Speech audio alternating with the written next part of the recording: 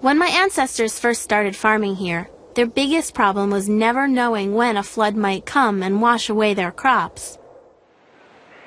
Even if the crops survived that, they might die in the summer when it's so hot and there's not enough water. But my people didn't give up. Instead, we actually invented a way to control the river. First, we learned how to build levees. Those are big piles of earth between the fields and the river. They're too tall for the river to get over, so they prevent the floods. Then we made gated ditches around the fields, and when the crops needed water in the summer, we would just open the gates and let some river water flow in.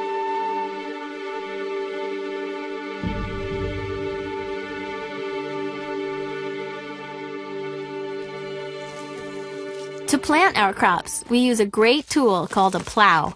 It's a Sumerian invention, and we use an ox to pull the plow, another of our great ideas.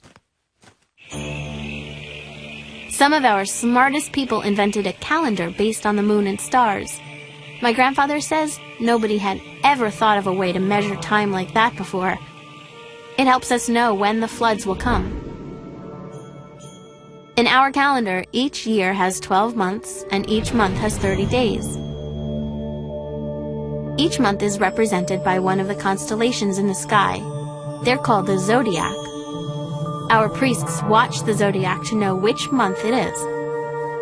That way, they know when the floods from the mountains will arrive.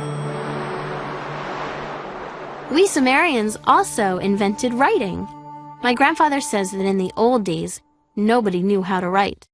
Well, if you can't write, how do you keep track of how many animals you sold last month? What are you supposed to do, paint them on cave walls? No, we're much more modern here in Sumer. We figured out how to write on clay tablets. You just take a piece of reed and cut a stylus from it. That's a sort of hard, pointed tool. You press the point into some wet clay, and pretty soon you're writing. Our style of writing is called cuneiform. With writing, you can keep records of everything you do.